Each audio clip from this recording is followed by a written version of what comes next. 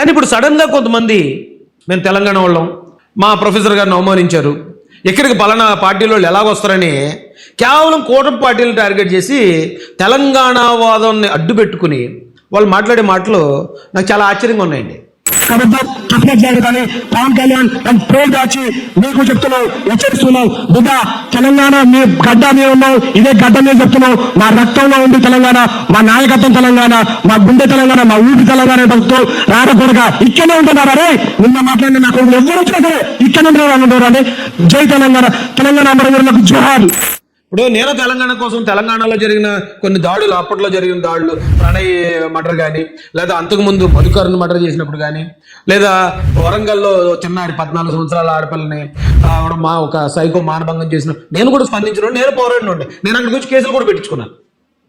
ఖచ్చితంగా మనదంతా తెలుగు జాతి, ఒకటి కష్టమైతే ఒకటి స్పందించి తీరాలి, తప్పదు.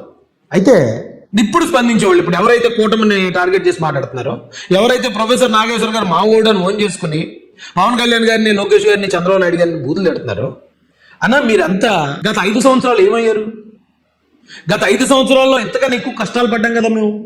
ఈవేళ ప్రొఫెసర్ నాగేశ్వర్ గారి మీద కనీసం కేసు పెట్టలేదు, అరెస్ట్ చేయలేదు. కానీ గత ప్రభుత్వంలో పోరాడినందుకు ఎందుకు నేనే ఎగ్జాంపుల్. 30 కేసులు పెట్టారు నా మీద, రౌడీ షీట్ ఓపెన్ చేశారు, నన్ను తీసుకెళ్లి జైల్లో పాడేశారు. నేను మీ తెలుగు ఉండే కదా, నేను మీ తమ్ముడే కదా. ఆ రోజు ఎందుకు స్పందించలేదు? ఆ రోజు జగన్మోహన్ రెడ్డి గారి మీద స్పందించిన ఏ ఒక్కరు ఈరోజు కూటమి మీద స్పందించడానికి మీకు అర్హత లేదన్న, నిజంగా చెప్పాలంటే. ఎందుకంటే అవేళ చాలా కష్టాలు పడ్డాం మేము. కష్టాలు పడినప్పుడు మీరు అరే మా పక్క రాష్ట్రం మా తెలుగుడు అనే భావన అప్పుడు మీరు మాట్లాడకుండా, ఇప్పుడు సడన్గా కూటమి ప్రభుత్వం వైఫల్యాలను, లేకపోతే కూటమి ప్రభుత్వాన్ని టార్గెట్ చేసో మాట్లాడుతూ ఉంటే, ఆ మాట్లాడే 10 మంది ఎవరైతే ఉన్నారో ఖచ్చితంగా మీరు జగన్ గారికి మేలు చేయడానికి మాట్లాడుతున్నారని అనిపిస్తుంది మాకు. అయితే జగన్ గారు ఆ స్థాయి స్ట్రాటజీలు చేస్తాడు ఆయన. ఇక్కడ ఎవరు మాట్లాడడానికి ధైర్యం చేయట్లేదండి. ఇక్కడ వైసీపీ నాయకులు అందరూ రప్ప బ్యాచ్లు కానీ, గంజాయి బ్యాచ్లు కానీ, గతంలో రెచ్చిపోయిన వైసీపీ వాళ్ళు కానీ అందరూ చెప్పబడిపోయారు రెడ్ బుక్ దయ వల్ల. ఇక్కడ ఎవరు బయటకు వచ్చి రోడ్ల మీదకి వచ్చి విధ్వంసాలు సృష్టిస్తాం, రప్ప నరికేస్తాం అనే దమ్ము ఎవరికి లేదు. ఇక్కడ అందరూ చట్టానికి లోబడి బతకాల్సిందే, ఎవడైనా సరే రూల్స్ పాటించాల్సిందే. ఇలా ఉంది ఇక్కడ సిచ్యువేషన్ అని జగన్మోహన్ రెడ్డి గారు ఒక టీంను తెలంగాణలో తయారు చేయడానికి ఎక్కువ టైం ఏం పట్టదండి, చాలా సింపుల్గా తయారు చేయగలడు ఆయన. తయారు చేయగలడు. మళ్ళీ అక్కడ జగన్ గారికి ఉన్న మరొక ప్లస్ పాయింట్ ఏంటంటే, చంద్రబాబు నాయుడు గారు, పవన్ కళ్యాణ్ గారి నివాస గృహాలు అక్కడ ఉండటం. వీళ్ళు ఇక్కడ ఉన్నారు కాబట్టి వీళ్ళని ఇలా కొద్దిమంది నా స్నేహితులతోనో లేకపోతే ఏదో సంథింగ్ ఆయనకి సంబంధాలు ఉన్న వాళ్ళతో గట్టిగా తిట్టించి, ఒకవేళ ఎవరైనా ఏమనంటే తెలంగాణ ఆంధ్ర ఫీలింగ్ తీసుకొద్దామనే ప్రయత్నం జగన్మోహన్ రెడ్డి గారు చేసుంటారా? ప్రశ్న అడుగుతున్నాను మిమ్మల్ని. చేసుంటారు అనిపిస్తుందా? మీ మైండ్ మీకు ఏం చెప్తుందో ఆలోచించండి. ఎందుకంటే ఇదే ప్రొఫెసర్ నాగేశ్వర్ గారు కమ్యూనిస్ట్ బ్యాక్గ్రౌండ్ నుంచి వచ్చాను అన్నాడు. మనం కమ్యూనిజం భావజాలం అనేది విస్తృతమైంది యాక్చువల్గా. కానీ పేదరికమే కాదు, ఏ రకమైన సమస్యనైనా కమ్యూనిస్టులు ఉండడం వల్ల హక్కుల కొరకు పోరాడతారు. ఎగ్జాక్ట్లీ, ఇది ఒక నమ్మకం. కమ్యూనిస్ట్ బ్యాక్గ్రౌండ్ ఉన్నవాడికి కులం, మతం, ప్రాంతం అనేది ప్రతి దానికి అతీతంగా ఉంటారు వాళ్ళు. చాలా ఉన్నతంగా, చాలా ఆదర్శంగా ఆలోచిస్తారు వాళ్ళు. అలాంటి బ్యాక్గ్రౌండ్ నుంచి వచ్చిన పెద్ద మనిషి ఈ రోజున ప్రాంతాన్ని అడ్డుపెట్టుకున్నాడు. నైతిక మరణం ఇది ప్రొఫెసర్ నాగేశ్వర్ గారికి. 200% ఇది నైతిక మరణం అండి. ఎందుకంటే ఒక విప్లవవాది, ఒక కామ్రేడ్ ఇలా ఒక సమస్య, ఒక లేని మాటని ఒక అభూత కల్పన చేసి ఒక పుకారు పుట్టించి, ఏమంటే ప్రొఫెసర్ గారు మీరు పలానా పుకారు పుట్టించారు, అయినా మీరు వెనక్కి తీసుకున్నానన్నారు కాబట్టి మీ మీద కేసు కూడా మేము పెట్టట్లేదు, ఈ గవర్నమెంట్ మీ మీద ఎటువంటి యాక్షన్ తీసుకోవట్లేదని ఈ ప్రభుత్వం ఎంతో గొప్ప మనసుతో చెప్పిన తర్వాత, ఏమండి తప్పు మీదయిన తర్వాత, మిమ్మల్ని క్షమించామని వాళ్ళు చెప్పిన తర్వాత ఆంధ్ర తెలంగాణ ఫీలింగ్ రెచ్చగొట్టడం ఎంతవరకు న్యాయం సార్? అది చాలామందికి అర్థం కాదు. ఇది ఇప్పుడు చాలామంది పోస్టులు పెడుతున్నారు, పవన్ కళ్యాణ్ వర్సెస్ ప్రొఫెసర్ నాగేశ్వర్. అంటే ప్రొఫెసర్ నాగేశ్వర్ గారిది పవన్ కళ్యాణ్ గారు ఉండే ఫీల్డా? ప్రొఫెసర్ నాగేశ్వర్ గారు, పవన్ కళ్యాణ్ గారు ఒకే కేటర్కి చెందిన వ్యక్తులా? పవన్ కళ్యాణ్ అంటే స్థాయిల గురించి నేను మాట్లాడను, కానీ వాళ్ళిద్దరికి ఏంటి సంబంధం? ఎందుకు ప్రొఫెసర్ నాగేశ్వర్ వర్సెస్ పవన్ కళ్యాణ్ గారు అని పెడుతున్నారు? ఈ రోజున తెలంగాణ నుంచి కొద్దిమంది వచ్చి మా తెలంగాణ ప్రొఫెసర్ని అంటారా అని పవన్ కళ్యాణ్ గారిని, చంద్రబాబు నాయుడు గారిని, లోకేష్ గారిని నోటికి ఎంత వస్తే అంత మాటలు తిట్టాల్సిన అవసరం ఎందుకు వస్తుందండి? ఎప్పుడూ లేనిది. అంటే జగన్మోహన్ రెడ్డి గారి హయాంలో ఈ రాష్ట్రం సర్వనాశనం అయిపోయింది. జగన్మోహన్ రెడ్డి గారి హయాంలో ఇక్కడ విద్యా వ్యవస్థ నాశనం అయిపోయింది, దళితుల మీద దాడులు జరిగాయి, దళితులు ఉపాధి కోల్పోయారు, ఇక్కడ రాజధాని లేకుండా పోయింది, అన్ని రకాల ధ్వంసం అయిపోయింది. అప్పుడు తెలంగాణలో ఉన్న మా సోదరులకు ఏ రోజు అంటే ఇప్పుడు మాట్లాడే సోదరులకు చెప్తున్నాను నేను, ఎందుకే ఒరిజినల్గా హార్ట్ఫుల్గా ఉండే తెలంగాణ సోదరులు చాలా మంది ఉన్నారు. వాళ్ళందరూ మేము ఎప్పుడు హైదరాబాద్ వెళ్ళినా బాధపడేవారు, అన్నా మీ రాష్ట్రం అలాగ అయిపోతుంటే బాధేస్తుందన్నా, ఎంత కాదన్నా మనం అన్నదమ్ములం కదా, ఏంటన్నా పరిస్థితి అలా ఉందని చెప్పి. నిజమైన తెలంగాణలో కష్టానికి చలిస్తారండి తెలంగాణ వాళ్ళు.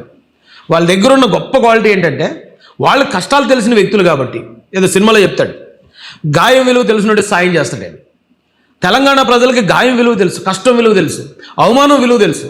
కాబట్టి ఎవరైనా అలా అవమానం పడతా ఉంటే టక్కని కరిగిపోతారు వాళ్ళు, టక్కమని కరుగుతారు. వెంటనే వాళ్ళకి ఓదార్పునివ్వాలి, వాళ్ళకి సాయం చేయాలనుకుంటారు.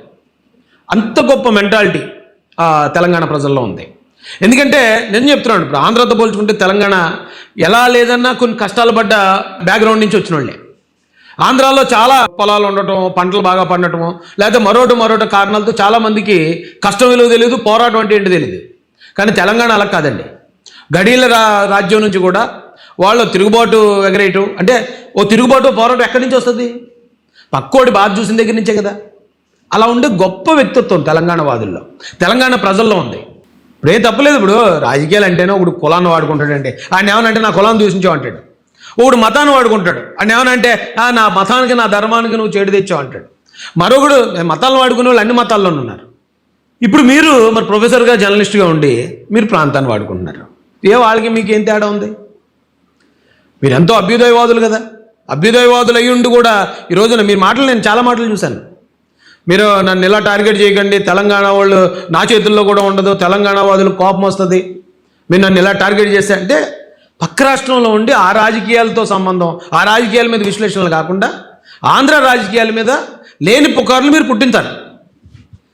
మీ మీద ఎవరైనా ఒకవేళ చట్టపరమైన చర్యలు తీసుకోవాలంటే ప్రాంతం కార్డు అడ్డు పెట్టుకుంటారా? రేపు పొద్దునగా మీరు ఇదే అలవాటు చేశారనుకోండి, ఇక్కడ నేరాలు చేసిన ప్రతి ఒక్కడు అక్కడికి వచ్చి ఆధార్ కార్డులు మార్చేసుకుని నేను తెలంగాణ ఉండి అంటాడు. ఇక్కడ నేరస్తూ అక్కడికి వచ్చేస్తారు. అప్పుడు పరిస్థితి ఎలా ఉంటుందో ఒకసారి ఆలోచించి చూడండి. తప్పు చేయటం ఎందుకు, తప్పుడు మాటలు మాట్లాడడం ఎందుకు, మీ క్రెడిబిలిటీని మీరే పాడు చేసుకుని మీ వ్యక్తిత్వాన్ని మీరే చంపుకోవడం ఎందుకు? చచ్చా ఇప్పుడేం తప్పలేదు. ఇప్పుడు రాజకీయాలు అంటేనే ఒకడు కులాన్ని వాడుకుంటాడండి, ఆయన ఏమనంటే నా కులాన్ని దూషించావు అంటాడు. ఒకడు మతాన్ని వాడుకుంటాడు, ఆయన ఏమనంటే నా మతానికి నా ధర్మానికి నువ్వు చెడు తెచ్చావు అంటాడు. మరొకడు మతాలను వాడుకునే వాళ్ళు అన్ని మతాల్లోనూ ఉన్నారు. ఇప్పుడు మీరు మరి ప్రొఫెసర్గా జర్నలిస్ట్గా ఉండి మీరు ప్రాంతాన్ని వాడుకుంటున్నారు. వాళ్ళకి మీకు ఏం తేడా ఉంది? మీరు ఎంతో అభ్యుదయవాదులు కదా, అభ్యుదయవాదులు అయ్యి ఉండి కూడా ఈ రోజున మీ మాటలు నేను చాలా మాటలు చూశాను. మీరు నన్ను ఇలా టార్గెట్ చేయకండి, తెలంగాణ వాళ్ళు నా చేతుల్లో కూడా ఉండదు, తెలంగాణ వాదులు కోపం వస్తుంది, మీరు నన్ను ఇలా టార్గెట్ చేస్తే అంటే పక్క రాష్ట్రంలో ఉండి ఆ రాజకీయాలతో సంబంధం, ఆ రాజకీయాల మీద విశ్లేషణలు కాకుండా ఆంధ్ర రాజకీయాల మీద లేని పుకార్లు మీరు పుట్టించారు. మీ మీద ఎవరైనా ఒకవేళ చట్టపరమైన చర్యలు తీసుకోవాలంటే ప్రాంతం కార్డు అడ్డు పెట్టుకుంటారా? రేపు పొద్దునగా మీరు ఇదే అలవాటు చేశారనుకోండి, ఇక్కడ నేరాలు చేసిన ప్రతి ఒక్కడు అక్కడికి వచ్చి ఆధార్ కార్డులు మార్చేసుకుని నేను తెలంగాణ ఉండి అంటాడు. ఇక్కడ నేరస్తూ అక్కడికి వచ్చేస్తారు. అప్పుడు పరిస్థితి ఎలా ఉంటుందో ఒకసారి ఆలోచించి చూడండి. తప్పు చేయటం ఎందుకు, తప్పుడు మాటలు మాట్లాడడం ఎందుకు, మీ క్రెడిబిలిటీని మీరే పాడు చేసుకుని మీ వ్యక్తిత్వాన్ని మీరే చంపుకోవడం ఎందుకు? చచ్చా ఇదే కరెక్ట్.